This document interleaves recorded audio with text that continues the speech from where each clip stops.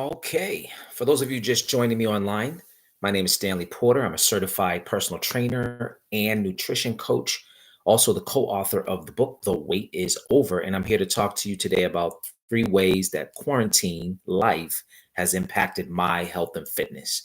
So, we've all been going through this, and you may have some of the same issues that I'm dealing with or other ones. So, if anything I say today resonates with you, just leave a comment or something for me, okay? So let me set the stage really quickly. First of all, I have not been tested positive for the coronavirus, and I'm not really in strict quarantine. What I mean by quarantine life, even if we are not, suffering from virus and in strict quarantine, depending on which state and what town you live in, there's probably curfews going on. You probably are under a stay-at-home advisory or stay-at-home order. So I'm including all of that in quarantine life. So to really get into how I've been impacted, we need to know a little bit about what my life was like before um, the coronavirus really spread in my area. So as I said before, I'm a personal fitness trainer, and in the mornings, I typically would get up at about 4:30, 5 o'clock in the morning. I would already be consuming something light, maybe a protein shake, something, a light breakfast, because I'm on my way out the door to train a client. Or if I don't have an early client, I'm working out. So very early in the morning, my metabolism is already revved up. It's going. I probably have, let's say, before 12 o'clock, maybe two or three clients that I'm dealing with. And because I'm a mobile trainer, I'm actually pulling things from my car or pulling things from a storage room to deal with clients. So it's not like we come in and everything is set up. I'm moving constantly, moving quit equipment constantly. So my body's moving. So remember, I've had a workout probably in the morning. I'm moving equipment back and forth. And during each session, there are moments where I have to demonstrate exercises for clients. And I'm standing all the time. So just think about it. My metabolism is really revved up in the mornings. The midday, most middays, let's say between 11 and 3, I have a couple of clients where I travel. So I'm not in a particular building. So I'm driving, parking, walking to buildings, going upstairs, or elevators. And so there is some movement there as well. And again, demonstrating exercises to clients during those time frames as well. In the evenings, pretty much a repeat of the morning. So I might have one or two evening clients where I'm not really traveling a lot, but I'm in a particular location, same deal, moving equipment either from the car or from a storage room in that location to work with clients. And most days, I'm getting a second workout in. So I was burning about 3,000 calories a day, if not more. So my metabolism was pretty active. So once the stay at home, order and the stay at home advisories were put in place here in Boston, all that changed. Not only that, the gyms closed down that I was using for my personal workouts, or the community centers where I was training clients. So everything just, you know, grinded to a halt. And it didn't take long for there to be some changes to my health and fitness. So here are my three biggest impacts. Number one, weight gain. I don't know if you're out there listening to me and you have experienced weight gain as well. For me, 7 pounds. Yeah, gained 7 pounds in about 2 weeks, maybe 3 weeks tops. Okay. And the cause of the weight gain for me, you could attribute it to just generally being slowed down. But I believe the initial cause for me was my caloric intake because before the pandemic really spread in my area, I was consuming at least somewhere between 2,500 and 3,000 calories, trying to consume more to keep up with my active lifestyle so I would have enough energy to work out and deal with my clients and not lose muscle mass. So I was still eating the same way when everything slowed down. So now I have excess calories in my system that my metabolism can't really deal with because it's not revved up like it used to be. So those extra calories, unfortunately, will turn to fat. So weight gain, was not happy with it. Once I understood what was going on, I knew I had to make a change. So, what was my response to this impact? My response was to change my carbohydrate intake. So, the first thing I knew I wanted to do was cut bread. Now, this one size does not fit all when it comes to health and fitness. So, I'm telling you what works for me. It may work for you. Try it out. I know that my body is very carb sensitive, which means because of the way I was eating for a long time since I was a kid, very carb heavy, pastries, sweets, a lot of pasta, macaroni and cheese, and stuff like that. So my body is trained to kind of just take all these and respond very quickly to carbs coming in, and I crave them. So I knew, okay, the first thing I got to do is cut the bread. So I usually have about one sandwich a day, plus maybe another slice of bread later in the day. So I cut that out.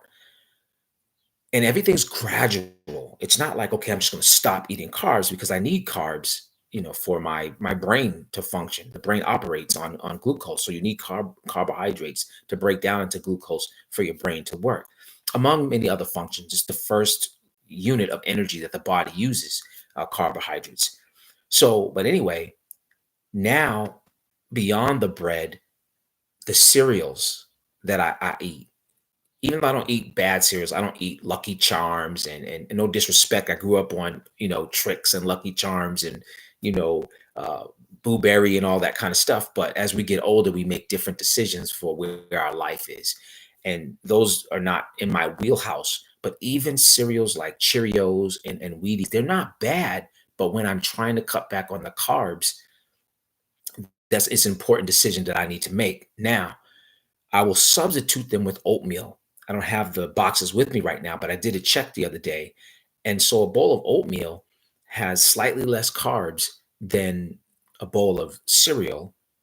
It's significantly less sugar, and it also has more fiber. So if I make that once I make that switch to oatmeal, in addition to cutting out the bread from my diet, I should see some change in my metabolism. Okay. That's the first thing, weight gain. So if you're experiencing weight gain, please, comment and let me know that, I'm not in this alone. And if you're looking for some advice, particularly on what to do about weight gain in your specific situation, feel free to pose a question. Number two, for me, the second way quarantine life has impacted my health and fitness is decreased stamina. Mhm. And the evidence, of that in my life, going up and down a flight of stairs, that should be nothing for me. Like I said, before all of this with the coronavirus hit, I'm moving, I'm going upstairs, I'm walking, distances, and I'm exercising. Just walking up one flight of stairs, I would have to catch my breath. I'm having a conversation, but I'm really taking in deep breaths to manage, what's going on. I was helping my mom the other day, and she wanted me to accompany her to a store to get some water, and she bought 4 cases of bottled water, and she wanted me to bring them up the stairs. And that was a daunting, task, even for a personal trainer. But when I would decrease stamina and extra weight, packed on, and when I got to the top of the stairs, she says, "Can you bring these further up? Because I'm trying to help, my neighbor, an elderly neighbor." So kudos to mom for, looking out for the elderly in her community. But man, that extra flight of stairs, I mean, I about crawled up those stairs, and I'm really not exaggerating. It was tough. So I figured there's something else I got to do. Okay, so what's my response to my decreased stamina? My response is to up my cardio. All right. So for cardio, I typically have a goal. I try not to just go ham and I'm just going to run and just, oh my God, I got to take care of myself. No, I set small goals. Realistic. I mean, honestly, I don't like doing a lot of cardio. I just don't like it. I'd rather do something to me that's more exciting, like lifting weights or martial arts. When I say cardio, I mean just running and jogging only for cardio, because there's some cardiovascular benefit to lifting weights, and there's some cardiovascular benefit to doing martial arts, depending on how you do those exercises. However, just the steady state running is not interesting for me. But that's what I can do right now because I can't really practice martial arts at the moment. because of the social distancing, and the gyms are closed. So what I do is I have my Fitbit, and I look at, okay, how many calories do I want to burn today, or I think about, um, okay, I know what a mile looks like. And so today, my first day trying, I didn't try to go for the whole mile. I just went for 10 minutes, and whatever I got was fine. But then I started switching up the routine so I can get my heart rate going, um, at intervals. So I would walk briskly for, let's say, a minute. Then I would start to jog for a minute and a half. I go back to walking for a minute, and then I step it up to, um, a little faster jog, not quite a full run, but I would go back and forth with these intervals. And then the goal became, I want to hit a mile in 15 minutes. So before, I started off just doing, I'm only going to go out here for 5 minutes, I mean, 10 minutes, and just do whatever just to get moving. Then it became, what's the distance that I'm covering in a 10-minute time frame? And then it became, how do I switch up to make this more interesting? And then each time I go back, I'm adding on another minute, and looking at how many calories I'm burning and what the distance is I'm covering in that time frame.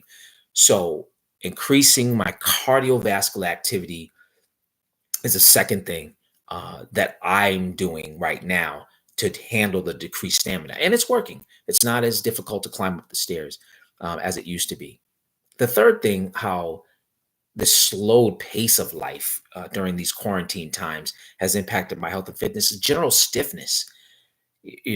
Sometimes when I'm turning my head, or I'm bending down, I got all this stiffness here, in my neck. Sometimes I'm waking up in the morning, there might be some stiffness in the lower back. In one of my knees, there's some stiffness. Now I could look at each of these areas and look at what my lifestyle has been like that could contribute to issues in those areas. But I will say that I know that sitting for long periods of time, I know that that is a primary cause of the stiffness that I'm experiencing now. So I'm in a computer, like most of you, almost all day long. And so my head, there's some posture issues happening. My head is kind of angled downward for long periods of time. And I do have some good muscle mass here. So the muscle is connected to the skeletal frame. And so as the skeleton is curved, the muscles are also, curving to support the movement of the spine. And so those muscles remain in that position, for too long. And so it creates some discomfort over time. The knees, when you're sitting and they're bent for so long in that position, the knees are flexed, or the muscles. I'm sorry, the muscles are flexed. Your quadricep muscles are flexed, and your knee is bent at the joint for a long period of time. That could lead to some stiffness in the knee joint. You're sitting for long periods of time, the weight, the compression of the weight on your lower back can also have implications, particularly if you are overweight. So now I have to figure out, how do I deal with this general stiffness? What's my response?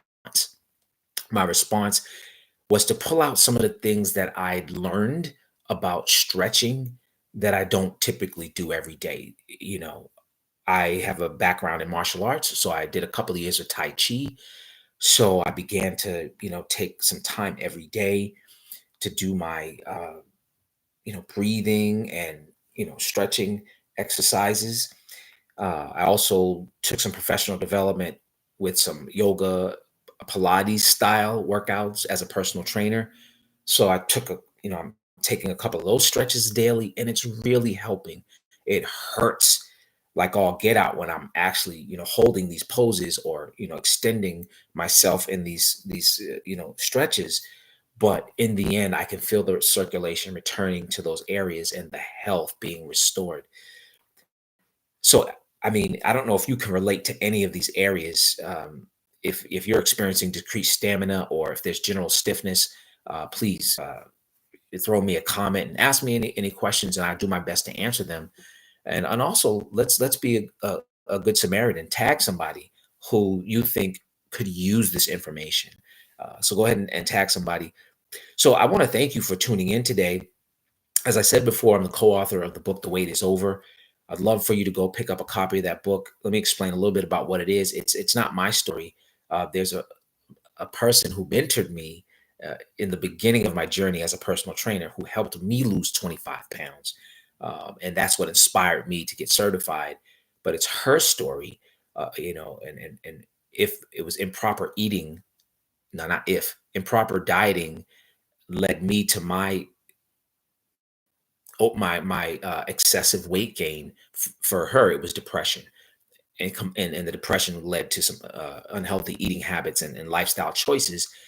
And she was able, without the help of medication, which was suggested by her doctors and as was suggested for me, but without the medication, to lose, um, I think over 50, somewhere 50 to 70 pounds. And so she helped me do the same. So in exchange for that work that she did in my life, I wrote her story. So that book is called The Weight is Over. We explore weight not only as a physical force, but a mental and a spiritual force as well. So that book is available on Amazon. It's The Weight is Over by Stanley Porter and Nakisha Nunn. There's other books called The Weight is Over, so make sure you're looking for The Weight is Over by Stanley Porter and Nakisha Nunn. And also, if you're looking for a way to move, you want to combat the weight gain, the decreased stamina, and the stiffness, I've got some online classes you might be interested in, led by yours truly. You can go to stanleyporter.net and figure out how to register for those classes. So I hope to see you soon. Thank you so much for tuning in. Take care. Remember, it's not the adversity that we're going through or anything in your life where there's adversity that actually makes you stronger. It's the decisions you make during the tough times that make you stronger. So make healthy decisions during these tough times. And when the times get better, as I believe they will, the positive changes that you made in your life are building a foundation for you to go forward once everything clears up. Have a blessed and productive day. Thank you so much. Take care.